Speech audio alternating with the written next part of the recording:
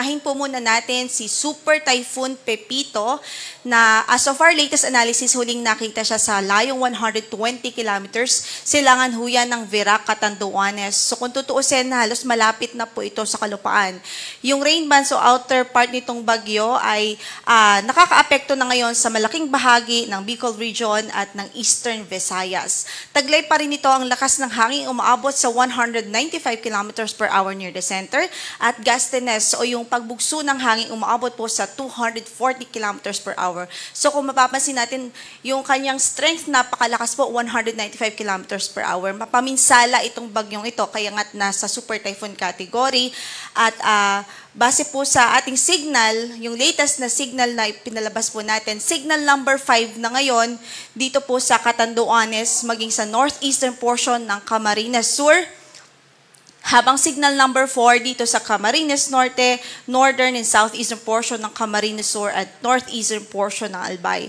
Uulitin lamang po natin signal number 5 sa Catanduanes at northeastern portion ng Camarines Sur. So meron tayong extreme threat to life and property due to Super Typhoon Pepito. Habang dito sa signal number 4, significant to severe threat to life and property.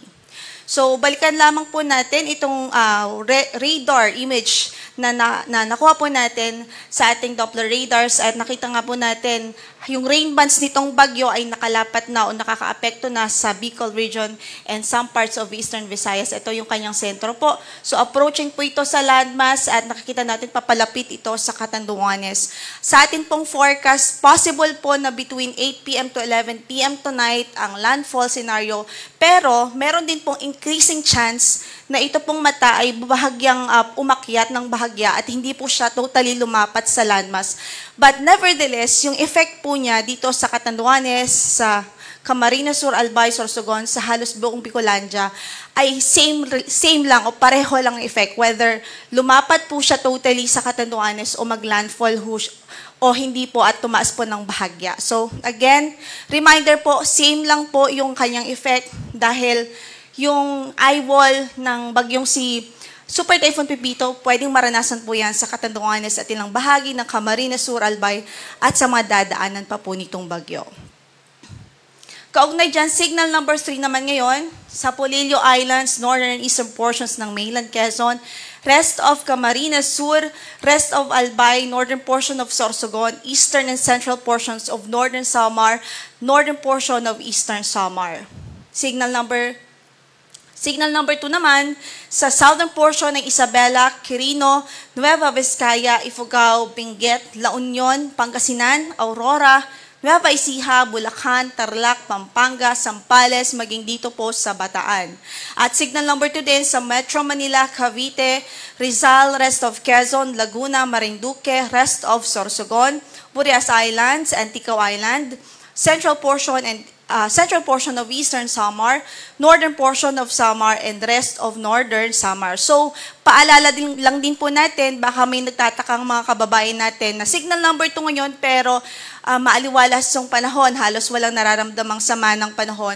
That is because meron po tayong lead time na halos 24 oras pa po. So, posible po nating maramdaman sa ilang lugar ito, depende po sa pagtahak o sa pagtakbo ng bagyong ito, posible natin maramdaman yung sama ng panahon sa mga susunod na oras. So, meron tayong lead time na 24 hours pa po.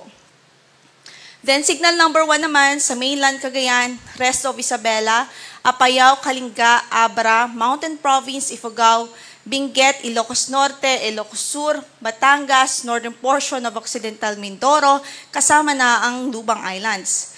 Signal number 1 din sa northern portion ng Oriental Mindoro, Romblon, rest of Masbate, rest of Eastern Samar, rest of Samar, Biliran, northern and central portions ng Leyte, northeastern portion ng Southern Leyte, northernmost portion ng Cebu kasama na ang Bantayan Islands, northernmost portion ng Iloilo, northern portion ng Dinagat Islands. Then signal number 1 din po sa natitirang bahagi pa ng Eastern Samar, rest of Samar, Biliran, Biliran, northern and central portions of Leyte, northeastern portion of southern Leyte, northernmost portion of Cebu kasama ng Bantayan Islands, northernmost portion of Iloilo at northern portion ng Dinagat Islands. Okay, so Sa track na ipinalabas po natin, again, halos consistent naman po yung kanyang track, especially yung cone of uncertainty natin. Lumiliit po siya as time goes by. Pero nakikita nga po natin sa cone of uncertainty, posibleng Catanduanes ang landfall area, or dito din po sa northern part ng Catanduanes, pwede din pong dumaan dyan ang sentro. So, nakikita natin, natatahakin po nito basically ang eastern section ng Bicol, and then eventually po, by tomorrow ng hapon o gabi, pwede po itong maglandfall sa between Aurora and Quezon Province. At tuluyan po nitong tatahakin o magko-cross at magtatraverse sa landmass natin dito sa Central at sa Northern Luzon, base sa ating latest track. So, ibig sabihin, itong lawak ng diametrong po ito, kapag tinignan po natin at sinundan po natin yung track, maapektuhan halos buong Southern Luzon sa mga susunod na oras, buong Southern Luzon including Metro Manila, Central Luzon, and some parts of Northern Luzon. Kaya meron po tayong pinapalabas na signal o tropical cyclone wind signal para meron po tayong reference kung ano po gaano kalakas ng hangin ang pwedeng maranasan po natin sa ating lugar.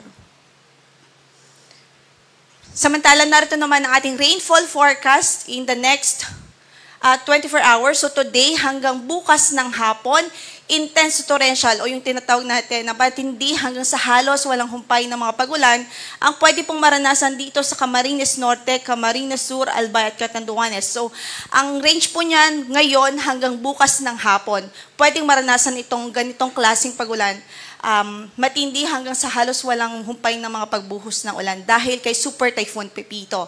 Samantala, heavy to intense naman ang pwedeng maranasan sa Sorsogon, Northern Samar, dito po sa Quezon Province. At moderate to heavy, dito po sa Masbate, Samar, Eastern Samar, Biliran, Leyte, Batangas, Marinduque, Cavite, Laguna, Rizal, Bulacan, at Bulacan po. Kasama po dyan at maging yung Aurora. So, moderate to heavy yung kanaptaman hanggang sa malakas na mga pag-ulan. Ngayon hanggang bukas ng hapon. And then bukas ng hapon hanggang Monday ng hapon o Lunes ng hapon, posible rin ang intense to torrential na mga pag-ulan. Dito po sa Aurora, Nueva Ecija, Quezon Province, Nueva Vizcaya, Pangasinan, Quirino, Benguet, at dito po sa Nueva Vizcaya, Benguet, Quirino, at sa Quezon, habang heavy to intense naman sa La Union, Tarlac, Zambales, Pampanga, Bulacan, Metro Manila, Bataan, Rizal, Cavite, Laguna. At kasama po dito sa heavy to intense ang Camarines Norte.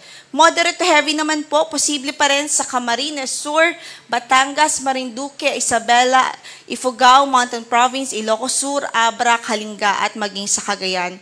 At para po sa mas detalyado na information regarding this, pinupost po natin yan sa ating social media accounts at maging sa website ng Pag-asa para po makita natin yung kumpleto na detalye tungkol po dito sa rainfall advisory po natin. So, again, paalala po natin, doble o tripling pag-iingat lalong-lalo na sa mga low-lying areas dahil posibleng-posible ang mga pagbaha, even yung mga pagguho ng lupa dahil sa tindi ng mga pag-ulan na pwedeng dala po nitong si Super Typhoon Pepito. Samantala, narito naman ang storm surge warning na ipinalabas ng Pag-asa. Ngayong 2:00 po ng hapon, so makikita nga po natin yung more than 3 meters na wave height ay pwede pong maranasan sa halos buong Catanduanes, sa eastern coast ng Camarines Sur, eastern coast ng Camarines Norte, at sa ilang coast pa po ng Albay at Camarines Sur. Maging dito po sa parting ito sa may Dinagat Islands, more than 3 meters, posible po yan. And then dito po sa coast ng La Union. Habang yung 1 to 2 meters, posible po yan sa eastern coast ng Isabela, eastern coast ng Aurora, eastern coast ng Quezon, at dito sa southern coast po yan ng Calabarzon, dito sa may part ng Masbate, at sa northern and eastern coast ng Eastern Samar. Ito din pong storm surge warning, pinapalabas o pinopost at ina-upload din po natin yan sa ating social media sites at maging sa ating website para po sa mas detalyadong impormasyon.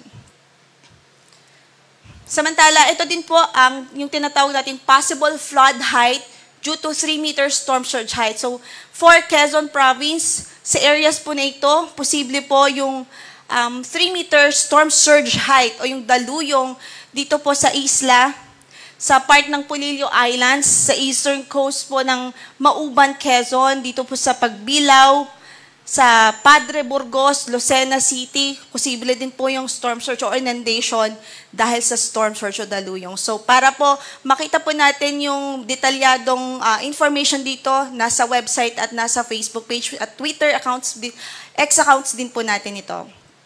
Yung Catanduanes, possible flood height due to 3-meter storm surge height ay dito din po sa Panganiban, dito po sa Viga, Gigmoto, Bato, at maging sa San Andres.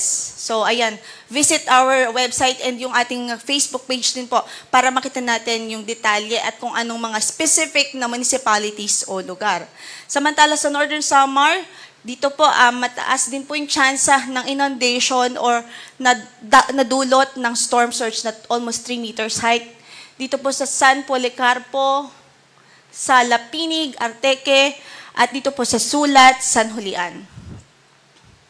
Okay, ito po'y karagdagan na information, yung ating high tide for today. So, in-include po natin yung 5 p.m. onwards. So, makikita natin for Giwan Eastern Samar at 5:59 kanina, halos 0.94 meters yung taas po ng tidal height natin. At sa Catbalogan Samar naman at 11:15 later on ay 1.92 meters. Sa San Jose Northern Samar sa 5:15 p.m. ay 1.35 meters. Sa Bulan, Sorsogon at 10:50 kanina or mamaya na gabi 1.51 meters. Sa Legazpi City, Albay 1.69 meters. Mamaya or ngayon po yan 5:28 kanina. Masbate City 10:46 p.m. later, 1.93 meters. Sa Jose Panganiban, Camarines Sur, 1.78 meters. Pasacao, Camarines Sur, 2.10 meters. At sa Vera, Catanduanes, 5:30 p.m., 1.65 meters. So ano po yung kahalagahan ng impormasyon na ito para po maintindihan natin na high tide po sa mga lugar na ito. So eastern coast po ito ng kung saan ay nakataas ang ating mga wind signals. So high tide na po siya Yes, high tide na po siya, tapos meron pa po tayong threat of storm surge. So may additional factor po ito kung bakit we're expecting yung mas mataas na alon at mas mataas na banta po ng storm surge sa mga lugar na ito. Okay, yung gale warning po natin, nakataas din dito sa Catanduanes, northern and eastern coast ng Camarines Sur, Camarines Norte, eastern coast of Quezon kasama ng Polillo Islands, northern Samar, Aurora, Isabela, eastern coast of Cagayan, eastern coast of eastern Samar, sa Albay, Sorsogon, Dicao at Burias Islands. Ibig sabihin, dahil napakadelikado po ng lagay ng karagatan sa mga lugar na ito, maalon hanggang sa napakaalon.